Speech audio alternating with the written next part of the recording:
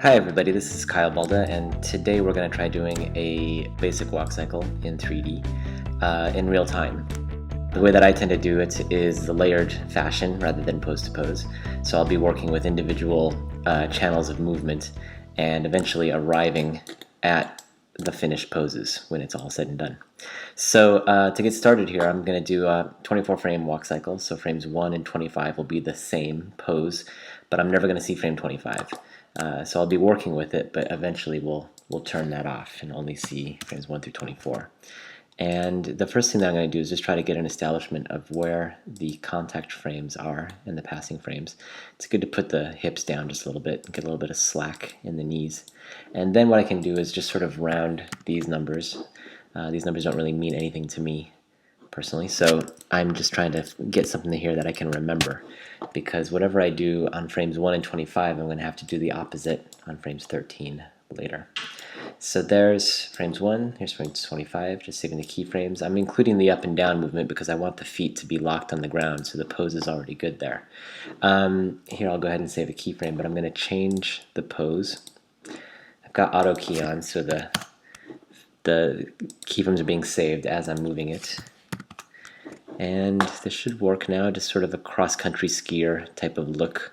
And what I'm going to do here, this is just sort of a good thing to remember, is to set the Z translations, the forward and back movement of the leg, to linear. And that's going to be easier to lock the feet down later.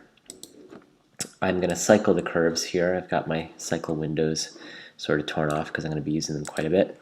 And there we have the first part of the walk cycle. So the next thing to do is just try to figure out when's the passing frame, when is the foot off the ground, the halfway mark between the two contact frames. And this foot's going forward, so I'm just going to save a keyframe, again just rounding it up. Whatever's happening at frame 7 for one foot is going to be happening at frame 19 for the other foot. And I'm not worried so much about if that's the perfect height or the perfect pose, because this is just trying to get some movement down. I always think of it as if you're sculpting or something like that, you're just trying to get the clay on the table right now. You're not really worrying so much about if it's the perfect form and figure of the sculpture. Now that I have this worked out, contact frames and passing frames, it's good to go into the hips.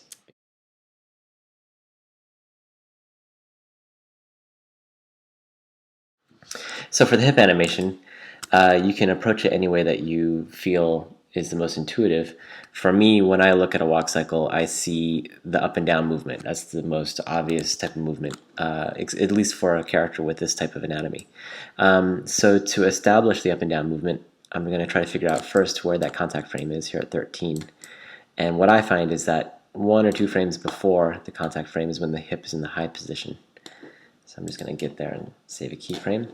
And whatever's happening at frame 12 is also going to be happening at frame 24 to make the cycle work. So now, as the foot's gone down on the ground, it's ready to receive the weight of the hips. So I'm just going to pull that down, and now you'll see the first little up and down movement. We can look at the graph editor here to see what the hip curve looks like, and we can cycle that. And in cycling that, we should be able to see a repeating kind of effect. There's a little stutter there. That's because we're playing frames 1 and 25 together. That'll go away when we only play up to 24 frames. So let's just assume that we're happy with this. We can always change it later. The next thing to do is to think about, that's a little bit of the weight, what's happening with the overlap? What's the root of the overlap movement? And here at the contact frame, the hips will probably be rotated back like so. So go ahead and save a keyframe for that. Whatever's going on at frame 13 is also at frame 25. And as the weight falls forward, the hips are going to pivot forward. So you see that falling movement happening. And I think it's good sometimes to get like a little bit of offset between these two. So maybe we'll move that just a little bit further. So it's happening after the up and down movement. Got everything cycling now, so we can just see how that looks.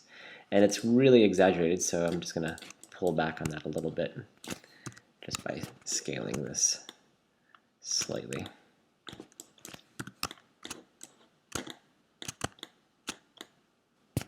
Try like like that. Okay, so I'll leave it like that for now and come back to it later again to see if we need to adjust it. Most likely we will. So the next thing I'm going to do, that's sort of dealing with the weight. The other thing to deal with is the locomotion. And in the locomotion, I'm thinking about the swinging of the hips. What is it that's making that foot go forward? And the root of that movement is happening here in the hips. So I'm just going to give a little bit of a pivot there. And whatever's going on at frame 25 is also going to be here at frame 1. Sorry, vice versa. And at frame 13, I'll have the opposite because the other foot is forward. So minus 15. We can see what that looks like. All right, so you start to see a little bit of what the locomotion is behind the walk cycle. And whatever's going on here at the contact frame, we're going to have something happening at the passing frame. And there's a number of ways you can do this. You can always make them go down like so. I want to do something a little bit dynamic and kind of animated feeling. So I'm going to lift the hips up to accentuate the lifting of the foot up. So whatever I have here at frame 7, I'm going to have the opposite here at frame 19, minus 7. And then whatever I have at frame 7 is also going to have to be further on down the cycle. And I've already sort of worked out that that is going to be frame 31. So I can just save the keyframe here, move that on down to frame 31, and cycle. All right. The last thing here that's really important to do is to think about the weight shift, because when all the weight is on this foot, the hips are going to have to be over that foot, and you can start to see that sort of line getting worked out there. So I save the keyframe there. Frame 19, I can do the opposite.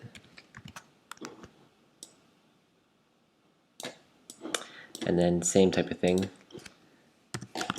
I want to copy this keyframe and move it on down to frame 31.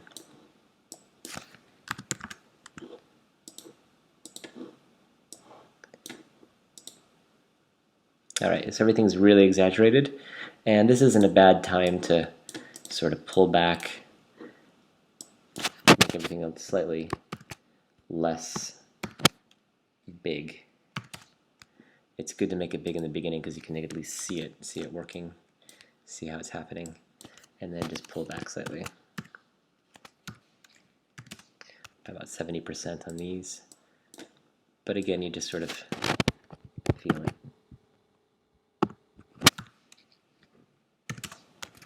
See what that looks like.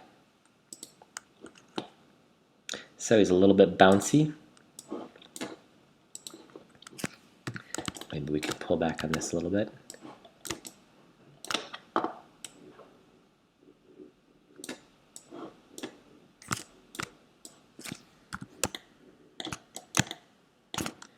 Slightly less up and down movement. Maybe that's too much. Take it out.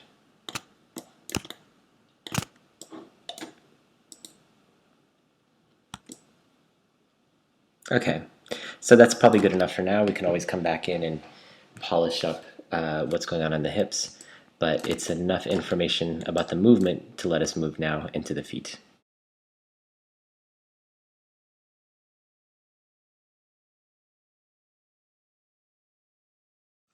Okay, so moving now to the feet. It's easier just to choose one foot to work with, and then you can copy and paste the animation of one to the other. That's one of the nice things about working on cycles. So I'm going to pick this one because it's in front. And here is where the contact frame is, and I want to get this sort of heel-toe kind of action happening.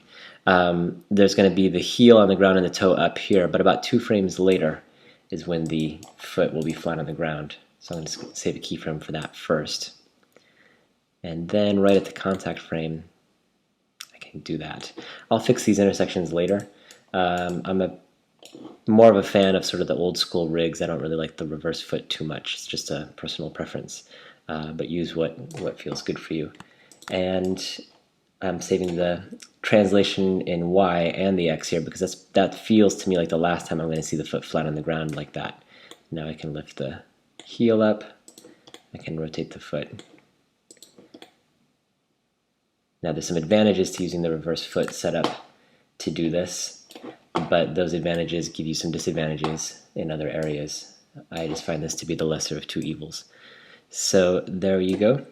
That's the first part, and it doesn't really feel like it's got a lot of thrust to it.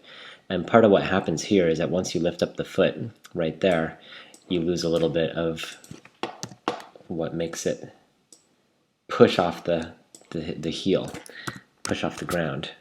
So if I grab these curves here and move them back, I can reestablish a little bit of the thrust of the foot there.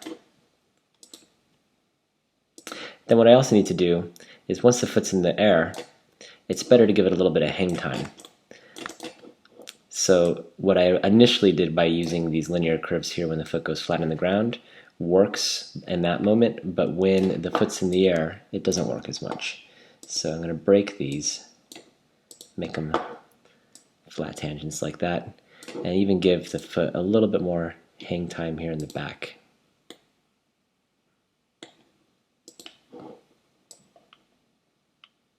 And then it'll swing forward a little bit more quickly.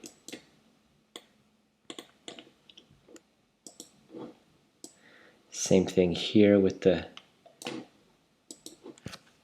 rotation of the heel. Let it even overshoot a little bit. That means we're going to have to fix these so that when we cycle the curves, there's not going to be like a bump right there.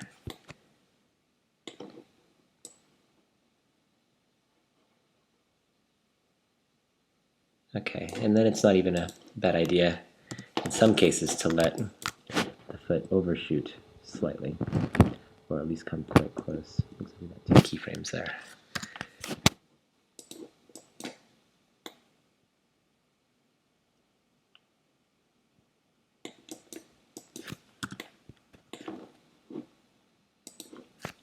And that also means that the toe can come up a little bit here.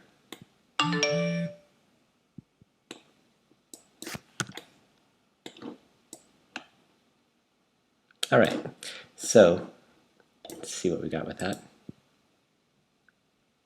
And the main thing now is to try to fix the intersection, and that'll take a little bit more time to do.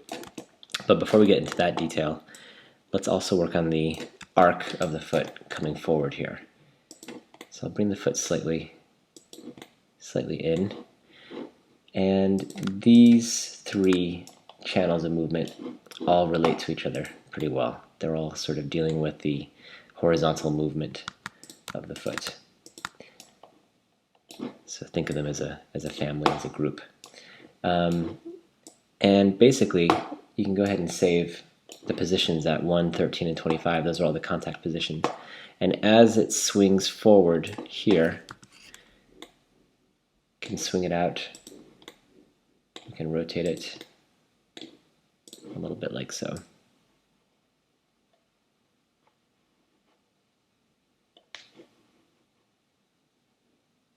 All right. And now going back into some of the other channels of movement that have been established, we can start to edit them, make things work a little bit better. This is going to need to be more smooth.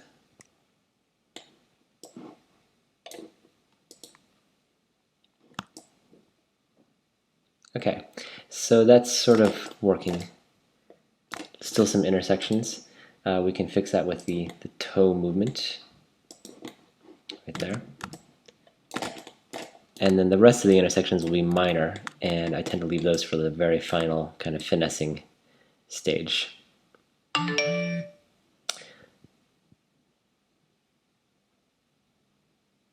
Alright, so I'm going to save a keyframe here where the toe should be locked down, and then just correcting it. That's all the pressure that's being built up in the toe. And then here, a little bit of drag. And then back to 0.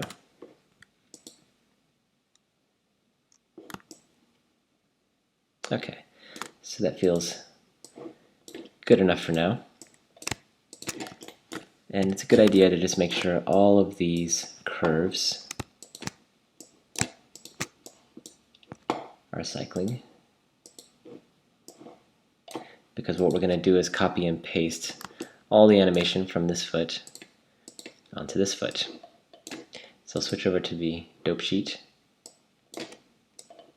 and I'm just going to delete all the animation that I've made for that one foot, because I can now copy and paste it. This is the good foot here.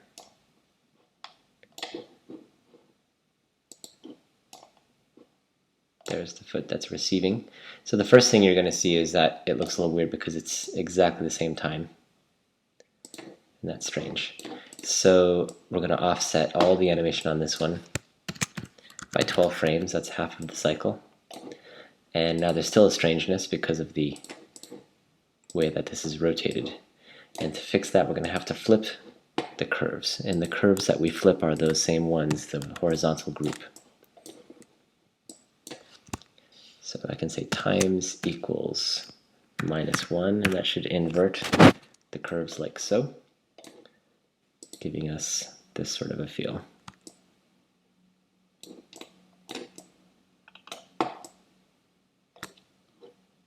And now I'm going to leave the lower body and move up to the upper body and get that worked out.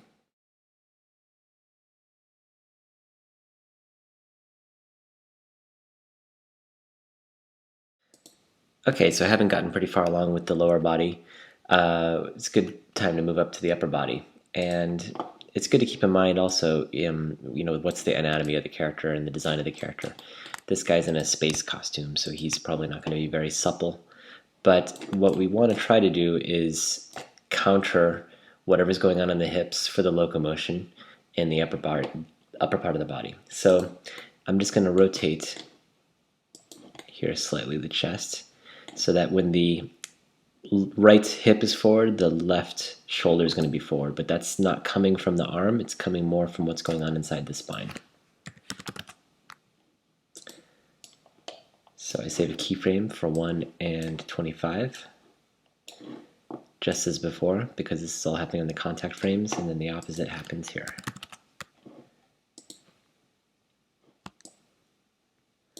Same thing happens, getting some opposition in the Z rotation of the hips and trying to get an opposite type of feeling happening there. And probably even just stabilizing him is going to be okay, so he doesn't feel too overly loose. But again, that depends a lot on what the style of the character is. So taking a look here in the graph editor, same type of thing, copy and paste this keyframe here and send it off onto frame 31. Now we can grab all these curves and we can cycle them. I've lost my cycle windows, so I'm going to have to open them up again.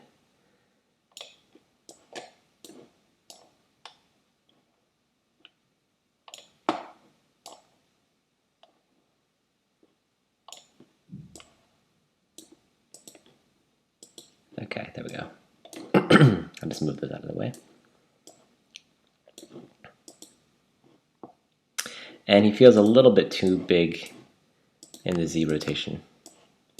So I'm just going to come back on that a little bit.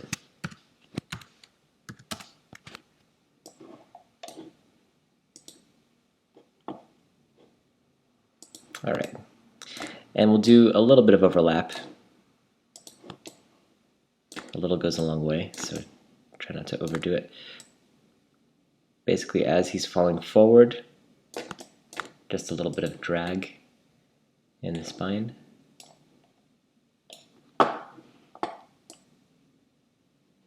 As he's coming backwards, pull him forward like so. And if you want an easy way to find out how to make that cycle complete, one way to do it, I'm just going to remember that this is at frame 10. Bring this all back here to frame 1. So whatever is happening here at frame 1 would also happen at frame 13. Now I can bring this back to frame 10.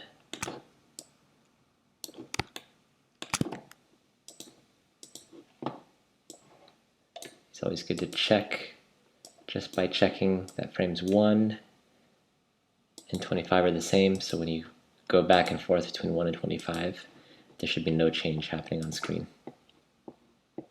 So there's a little bit of overlap. And now it's probably a good time to just change that to 24 just so you can see how it feels without playing 25, which is the same frame as frame 1, so you're not going to see the same frame twice. Okay. Now going into the head, this should be very, very simple. I just want to correct him so that he's looking forward. Make that 4. Same thing at frame 25. Back to 13, -4. And I'm probably not going to do too much of the Z, maybe not at all, just because it starts to feel a little bit too fluid for a spacesuit. But probably can do a slight amount of overlap with the head. Same thing, so as it's going up, just going to drag the head down a little bit. Whatever's going on at frame 11 will also be at frame 23, pretty sure. And then as he's dropping down there,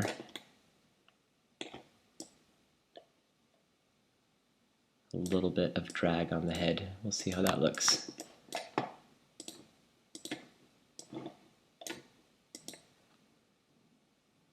And it's probably just a little bit too much. So we'll back up from that a little bit. Okay, so that's the spine. The last thing to do here, before we've gone through everything, is a little bit of work on the arms. And just like the feet, it's not necessary to do both. We'll just do one and then we can copy and paste. And I'm just going to accentuate the movement that's already working there. Find the forward and back. There it is. And just go a little bit further with the opposite. So if that foot is there, is forward, this arm's going to be forward at the contact frame.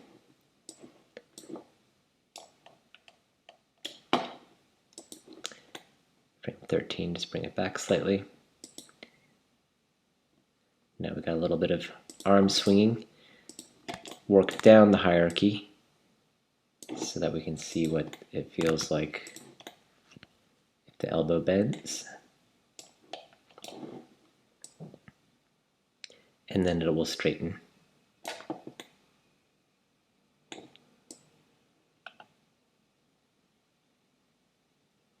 It'll stay straight.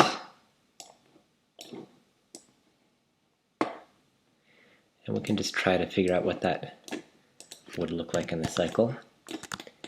Same technique here. This is frame 6, so I'll try to remember that. And I'll just copy whatever it is here to frame 25. And then I can move this back to frame 6, offsetting this whole cycle and cycling it. Giving us that feeling of drag. I don't like this ever being too flat, just keeping things moving a little bit, even if it's just the slightest little push. We're probably not going to see too much of a difference. And maybe I can make this all a little bit straighter.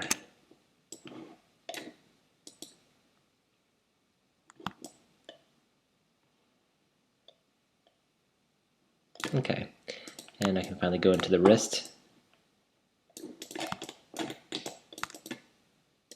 and work a little bit on the overlap here. So as he's moving forward, a little bit after he started moving forward, give a slight amount of drag to the wrist.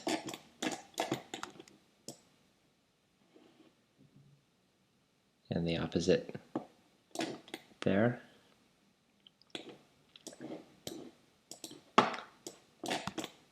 So that's frame 9, and I'm going to try to remember that as I bring all this back to frame 1. Copy and paste. Go back to frame 9 and cycle it. And that just feels a little bit too soft.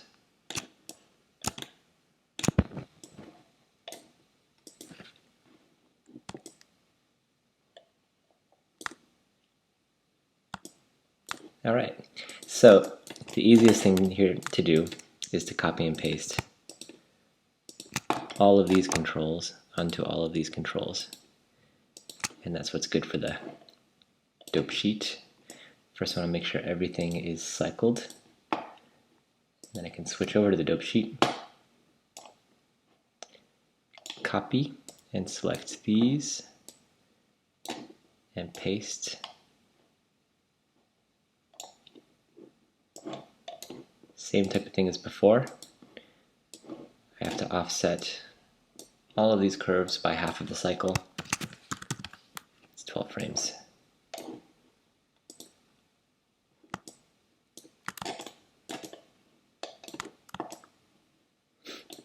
And basically we've gone through all the channels that we can. And I often think of it as like a rock band going into the studio and each band member is laying down the tracks, the bass, the guitar. And after everything's recorded, you can go in and do the remix. Try to mix it correctly. And the mix is going to happen on all the different channels here that we see in the graph editor. And that'll probably take about as much time to do as this took. But that's the basic idea of how to get a walk cycle working in real time.